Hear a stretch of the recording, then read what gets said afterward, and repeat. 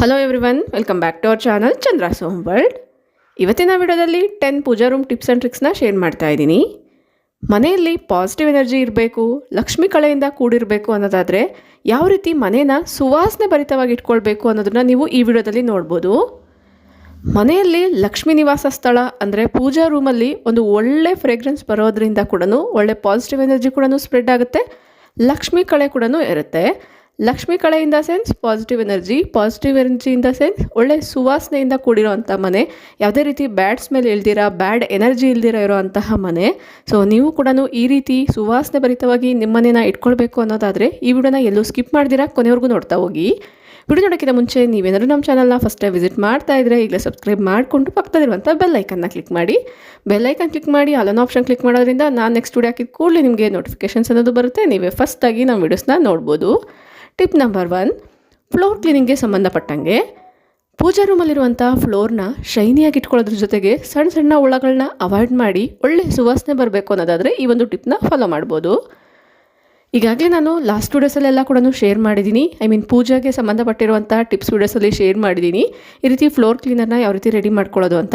ಇದರಲ್ಲಿ ಅರಿಶಿನ, ಉಪ್ಪು, ಗೋಮೂತ್ರ ಮತ್ತು ಸ್ವಲ್ಪ ನೀರು ಇದೆಲ್ಲದನ್ನು ಕೂಡ ಹಾಕ್ಕೊಂಡು ಚೆನ್ನಾಗಿ ಮಿಕ್ಸ್ ಮಾಡಿ ಇಟ್ಕೊಂಡಿದ್ದೀನಿ. ಒಳ್ಳೆ ಫ್ರೇಗ್ರೆನ್ಸ್ ಬರಬೇಕು ಅನ್ನೋ ಕಾರಣದಿಂದ ಅತ್ತರ್ ಅಥವಾ ಜವ್ವಾದು ಲಿಕ್ವಿಡ್ ಅನ್ನೋದು ನಮಗೆ ಪೂಜಾ ಶಾಪ್ಸಲ್ಲಿ ಸಿಗುತ್ತೆ, ಗ್ರಂಥಿಗೆ ಅಂಗಡಿಯಲ್ಲಿ ಕೇಳಿದ್ರೆ ಕೊಡ್ತಾರೆ. ಈ ಒಂದು ಅತ್ತರ್ನ ಕೇವಲ ಒಂದು ಡ್ರಾಪ್ ಅಷ್ಟು ಹಾಕಿದ್ರೆ ಸಾಕಾಗುತ್ತೆ, ಒಳ್ಳೆ ಸುವಾಸನೆ ಅನ್ನೋದು ಬರ್ತಾ ಇರುತ್ತೆ. ನಾನು ಒಂದು ಖಾಲಿ ಶಾಂಪು ಬಾಟಲಲ್ಲಿ ಈ ಒಂದು ಲಿಕ್ವಿಡ್ನ ಹಾಕ್ಕೊಂಡಿದ್ದೀನಿ. ಕಾರಣ ಎಷ್ಟು ಬೇಕೋ ಅಷ್ಟನ್ನು ನಾವು ಪ್ರೆಸ್ ಮಾಡಿ ಹಾಕ್ಕೊಳ್ಬೋದು. ಬಟ್ಟೆನ ತೇವ ಮಾಡಿಕೊಂಡು ಪೂಜಾ ರೂಮಲ್ಲಿ ಅಲ್ಲಲ್ಲಿ ಈ ಒಂದು ಲಿಕ್ವಿಡ್ನ ಜಸ್ಟ್ ಒಂದ್ಸರಿ ಪಂಪ್ ಮಾಡಿಬಿಟ್ಟು ಹೋಲ್ ಪೂಜಾ ರೂಮ್ನ ಕ್ಲೀನ್ ಮಾಡ್ಕೊಳ್ಬೋದು. ಇದರಲ್ಲಿ ಕರ್ಪೂರ, ಉಪ್ಪು, ಅರಿಶಿನ ಕೂಡ ಯೂಸ್ ಮಾಡಿರೋದ್ರಿಂದ ಒಳ್ಳೆ ಮಡಿ ರೀತಿಯಲ್ಲಿ ಕೂಡ ವರ್ಕ್ ಆಗುತ್ತೆ. ಕರ್ಪೂರದ ವಾಸನೆಗಳಿಗೆ ಸಣ್ಣ ಸಣ್ಣ ಹುಳಗಳು ಬರೋದು ಕೂಡ ಅವಾಯ್ಡ್ ಆಗುತ್ತೆ. ಅತ್ತರ್ನ ಯೂಸ್ ಮಾಡಿರೋದ್ರಿಂದ ಒಳ್ಳೆ ಫ್ರೇಗ್ರೆನ್ಸ್ ಕೂಡ ಬರುತ್ತೆ.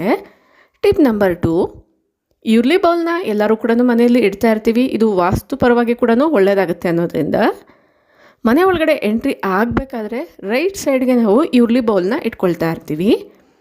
ಈ ಒಂದು ಯುರ್ಲಿ ಬೌಲಲ್ಲಿ ವಾಟರ್ನ ಹಾಕಿ ಈ ಎಸೆನ್ಷಿಯಲ್ ಆಯಿಲ್ ಹಾಕೋದ್ರಿಂದ essential oil in the sense ಅತ್ತರ್ ಅಥವಾ ಜವ್ವಾದು ಲಿಕ್ವಿಡ್ ಏನು ಬರುತ್ತೆ, ಈ ಲಿಕ್ವಿಡ್ನ ಒಂದು 2 ಡ್ರಾಪ್ ಅಷ್ಟು ಹಾಕೋದ್ರಿಂದ ಆ ಒಂದು ನೀರಲ್ಲಿ ಬ್ಯಾಕ್ಟೀರಿಯಾ ಕೂಡ ಫಾರ್ಮ್ ಆಗದಿರ ಇರುತ್ತೆ.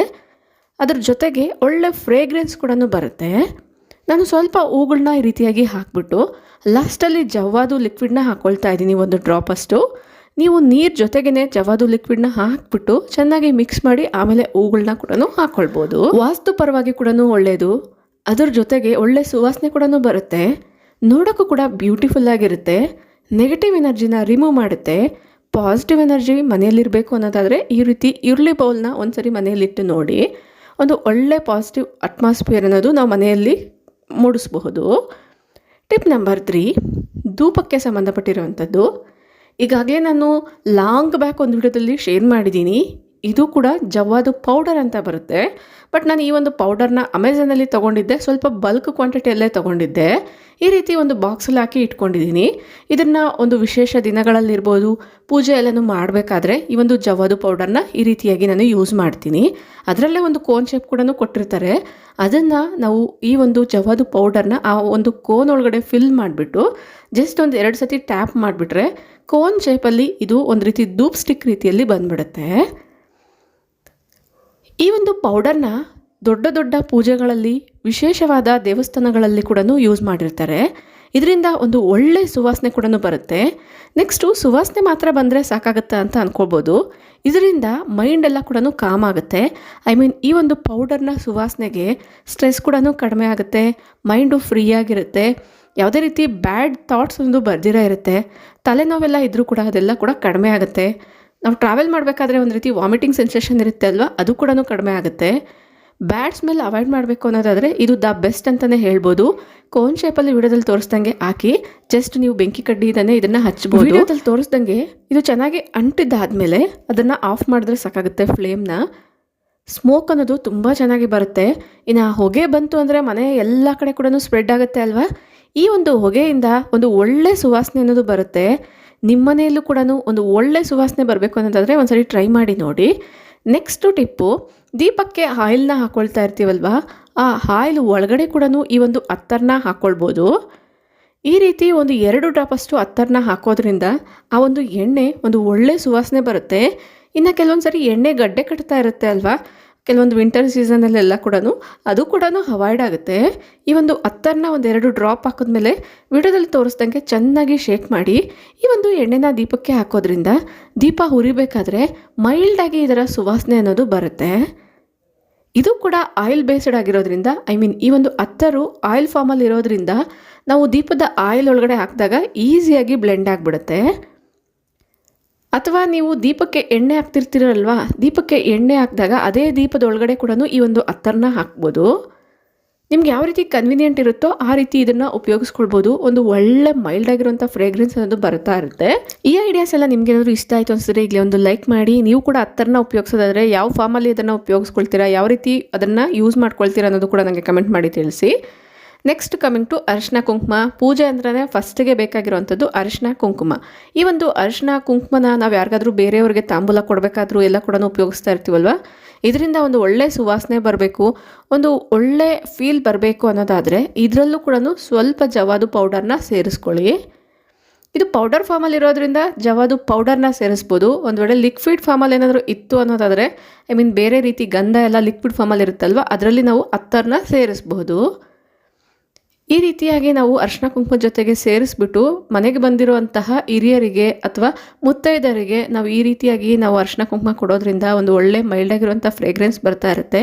ಅವ್ರಿಗೂ ಕೂಡ ಒಂದು ಒಳ್ಳೆ ಪಾಸಿಟಿವ್ ವಾತಾವರಣ ಅನ್ನೋದು ಮೂಡುತ್ತೆ, ಪಾಸಿಟಿವ್ ವೈಬ್ಸ್ ಕೂಡ ಕ್ರಿಯೇಟ್ ಆಗುತ್ತೆ.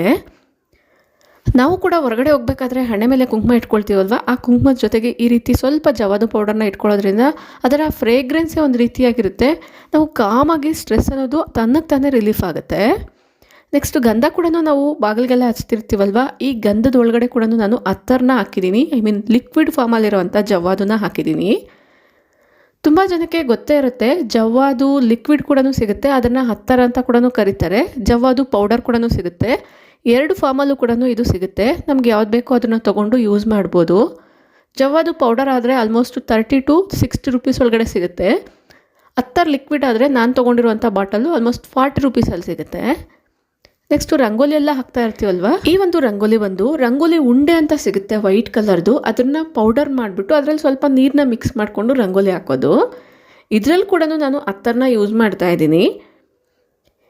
ಇದೆಲ್ಲ ಕೂಡ ಜಾಸ್ತಿ ಒಂದೇ ಸರಿ ಫ್ರೇಗ್ರೆನ್ಸ್ ಬರುತ್ತೆ ಅಂತ ಅಲ್ಲ, ಒಂದು ರೀತಿ ಸ್ಪೆಷಲ್ ಅನಿಸುತ್ತೆ. ನಾರ್ಮಲಾಗಿ ನಾವು ವಿಶೇಷ ಪೂಜೆಗಳು, ಹಬ್ಬಗಳು, ಹರಿದಿನ ಎಲ್ಲ ಮಾಡ್ತಿರ್ತೀವಲ್ವ, ಆ ಟೈಮಲ್ಲಿ ಇದನ್ನು ತುಂಬ ಚೆನ್ನಾಗಿ ಉಪಯೋಗಿಸ್ಕೊಳ್ಬೋದು. ಮೈಲ್ಡಾಗಿ ಫ್ರೇಗ್ರೆನ್ಸ್ ಕೂಡ ಬರ್ತಾ ಇರುತ್ತೆ. ಇದನ್ನು ಉಪಯೋಗಿಸ್ಬೇಕಾದ್ರೇ ನಮಗೊಂದು ರೀತಿ ಪಾಸಿಟಿವ್ ಅಟ್ಮಾಸ್ಫಿಯರ್ ಅನ್ನೋದು ಕ್ರಿಯೇಟ್ ಆಗುತ್ತೆ. ಈ ರೀತಿ ನಾವು ರಂಗೋಲಿ ಹಾಕಬೇಕಾದ್ರೂ ಕೂಡ ಈ ಒಂದು ಲಿಕ್ವಿಡ್ನ ಇದರಲ್ಲಿ ಉಪಯೋಗಿಸ್ಕೊಳ್ಬೋದು. ತುಂಬ ಸಾರಿ ನಾನು ರಂಗೋಲಿನ ಹಾಕೋದು ನೋಡಿ ತುಂಬ ಜನ ಕೇಳ್ತಾ ಇರ್ತೀರಾ, ರಂಗೋಲಿನ ಹಾಕೋದು ಕೂಡ ಶೇರ್ ಮಾಡಿ ಅಂತ. ಇಲ್ಲಿ ಕೆಲವೊಂದು ಕ್ಲಿಪ್ಪಿಂಗ್ಸ್ನ ಆ್ಯಡ್ ಮಾಡ್ತಾ ಇದ್ದೀನಿ ನೋಡಿ. ನಿಮಗೆ ಇಷ್ಟ ಇದ್ದರೆ ನನಗೆ ಕಮೆಂಟ್ ಮಾಡಿ ತಿಳಿಸ್ಬೋದು. ನೆಕ್ಸ್ಟ್ ಬರುವಂತಹ ದಿನಗಳಲ್ಲಿ ವಾರಕ್ಕೊಂದ್ಸತಿ ಈ ರೀತಿ ನಾನು ಒಂದು ಶಾರ್ಟ್ ಆಗಲಿ ಅಥವಾ ಒಂದು ನಾರ್ಮಲ್ ಆಗಿ ಲಾಂಗ್ ವಿಡಿಯೋದಲ್ಲಿ ಕೂಡ ಬೇಕಂದರೆ ಶೇರ್ ಮಾಡ್ತೀನಿ.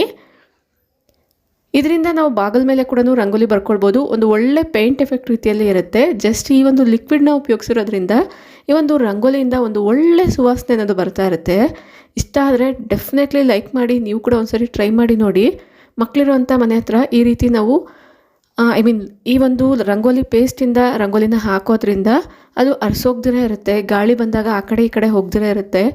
ರಂಗೋಲಿ ಪೌಡರಿಂದ ಹಾಕೋದಾದರೆ ಗಾಳಿ ಬಂದಾಗ ಆ ಕಡೆ ಈ ಕಡೆ ಹೋಗುತ್ತಲ್ವ, ಆ ಪ್ರಾಬ್ಲಮ್ಸ್ ಅನ್ನೋದು ಇರಲ್ಲ. ನೆಕ್ಸ್ಟು ಅಭಿಷೇಕ ಅನ್ನೋದು ಮಾಡ್ತಾ ಇರ್ತೀವಿ. ನಾರ್ಮಲಾಗಿ ಕೆಲವೊಂದು ಸರಿ ಪಂಚಾಮೃತದಿಂದ ಮಾಡ್ತಿರ್ತೀವಿ, ಕೆಲವೊಂದು ಸರಿ ಅರಿಶಿನ ಕುಂಕುಮದ ನೀರನ್ನ ಸಪ್ರೇಟಾಗಿ ಮಿಕ್ಸ್ ಮಾಡಿಕೊಂಡು ಮಾಡ್ತಾ ಇರ್ತೀವಿ. ಕೆಲವೊಂದು ಸರಿ ಅರಿಶಿನ, ಕುಂಕುಮ, ಗಂಧ, ಹೂವು ಈ ರೀತಿ ಎಲ್ಲ ಕೂಡ ಒಂದೇ ನೀರಲ್ಲಿ ಮಿಕ್ಸ್ ಮಾಡ್ಕೊಂಡು ಕೂಡ ಮಾಡ್ತಾ ಇರ್ತೀವಲ್ವ. ಈ ನೀರಲ್ಲೂ ಕೂಡ ಸ್ವಲ್ಪ ಅತ್ತರನ್ನ ಹಾಕ್ಕೊಳ್ಬೋದು.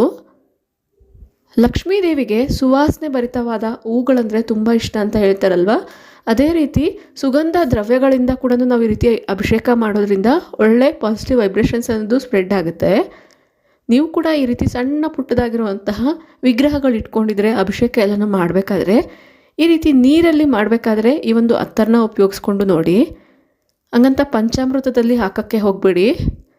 ನೀರಲ್ಲಿ ಮಾಡ್ಕೊಳ್ಬೇಕಾದ್ರೆ ಮಾತ್ರನೇ ಈ ರೀತಿ ಅತ್ತರನ್ನ ಇದರೊಳಗಡೆ ಸೇರಿಸಿ. ಈ ಒಂದು ಐಡಿಯಾ ಇಷ್ಟ ಆದರೆ ಡೆಫಿನೆಟ್ಲಿ ಲೈಕ್ ಮಾಡಿ. ನೀವು ಕೂಡ ಈ ರೀತಿ ಮಾಡ್ತೀರಾ ಇಲ್ವಾ ಅನ್ನೋದು ಕೂಡ ನನಗೆ ಕಮೆಂಟ್ ಮಾಡಿ ತಿಳಿಸಿ. ನೆಕ್ಸ್ಟ್ ಒಂದು ತುಪ್ಪದಿಂದ ಬತ್ತಿನ ಮಾಡ್ತಾ ಇರ್ತೀವಲ್ವಾ, ಈ ಒಂದು ಗೀ ವಿಕ್ಸ್ಗೆ ಸಂಬಂಧಪಟ್ಟಿರುವಂಥದ್ದು. ಈ ಒಂದು ತುಪ್ಪದ ಬತ್ತಿನ ಮನೆಯಲ್ಲಿ ಯಾವ ರೀತಿ ರೆಡಿ ಮಾಡ್ಕೊಳ್ಳೋದು ಅಂತ ಈಗಾಗಲೇ ಶೇರ್ ಮಾಡಿದ್ದೀನಿ. ತುಪ್ಪನ ಕಾಯಿಸ್ಬೇಕಾದ್ರೆ ನಾವು ಕಾಯಿಸ್ಬಿಟ್ಟು ಈ ರೀತಿ ಬತ್ತಿಗಳು ಅಂದರೆ ಹತ್ತಿ ಎಲ್ಲದರಲ್ಲಿ ಹಾಕ್ಬಿಟ್ಟು ಮಾಡ್ಕೊಂಡು ಇಟ್ಕೊಳ್ತಿರ್ತೀವಲ್ವ, ಆ ಟೈಮಲ್ಲಿ ಕೂಡ ನೀವು ಅತ್ತರನ ಉಪಯೋಗಿಸ್ಕೊಳ್ಬೋದು. ಬಟ್ ಈಗಾಗಲೇ ನಾನು ಒಂದು ಕ್ಲಿಯರ್ ಆಗಿರುವಂಥ ವಿಡಿಯೋನ ಶೇರ್ ಮಾಡಿದ್ದೀನಿ.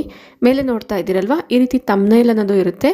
ಇಂಟ್ರೆಸ್ಟ್ ಇರೋರು ಅದನ್ನು ಕ್ಲಿಕ್ ಮಾಡಿ ನೀವು ನೋಡ್ಕೊಳ್ಬಹುದು. ಆದರೆ ನಾನು ಅದರ ಲಿಂಕ್ನ ಕೂಡ ಡಿಸ್ಕ್ರಿಪ್ಷನಲ್ಲಿ ಪ್ರೊವೈಡ್ ಮಾಡ್ತೀನಿ. ಸೊ ಈ ರೀತಿಯಾಗಿ ನಾವು ತುಪ್ಪದ ಬತ್ತಿ ಮಾಡಬೇಕಾದ್ರೂ ಕೂಡ ಇದನ್ನು ಉಪಯೋಗಿಸ್ಕೊಳ್ಬೋದು. ಅದರಿಂದ ಕೂಡ ಪರಿಮಳ ಅನ್ನೋದು ತುಂಬ ಡಿಫ್ರೆಂಟಾಗಿ ಬರ್ತಾ ಇರುತ್ತೆ. ಈ ಒಂದು ಐಡಿಯಾಸ್ ಎಲ್ಲ ಡೆಫಿನೆಟ್ಲಿ ನಿಮ್ಮೆಲ್ಲರಿಗೂ ಯೂಸ್ಫುಲ್ ಆಗುತ್ತೆ, ಇಂಟ್ರೆಸ್ಟಿಂಗ್ ಆಗಿರುತ್ತೆ ಅನ್ನೋದ್ರಿಂದ ಶೇರ್ ಮಾಡ್ತಾ ಇದ್ದೀನಿ. ಬರೋ ಆಷಾಢ ಶ್ರಾವಣದಲ್ಲಿ ಈ ರೀತಿಯಾಗಿ ನೀವು ಪೂಜೆಗೆ ಸಂಬಂಧಪಟ್ಟಿರುವಂಥ ಸುಗಂಧ ದ್ರವ್ಯಗಳನ್ನ ಯಾವ್ಯಾವ ರೀತಿ ಉಪಯೋಗಿಸ್ಕೊಳ್ಬೋದು ಅನ್ನೋ ಕೆಲವೊಂದು ಐಡಿಯಾಸ್ ಬಂದಿದೆ ಅಂತ ಅನ್ಕೊಳ್ತೀನಿ. ಈ ಒಂದು ವಿಡಿಯೋ ಇಂಟ್ರೆಸ್ಟಿಂಗ್ ಆಗಿತ್ತು, ಇಷ್ಟ ಆಯಿತು ಅನ್ಸಿದ್ರೆ ಈಗಲೇ ಒಂದು ಲೈಕ್ ಮಾಡಿ, ನಿಮ್ಮ ಫ್ರೆಂಡ್ಸ್ ಆ್ಯಂಡ್ ಫ್ಯಾಮಿಲಿ ಜೊತೆಗೂ ಶೇರ್ ಮಾಡಿ. ನಿಮ್ಮ ಅನಿಸಿಕೆ ಅಭಿಪ್ರಾಯಗಳನ್ನ ನನಗೆ ಕಮೆಂಟಲ್ಲಿ ತಿಳಿಸಿ.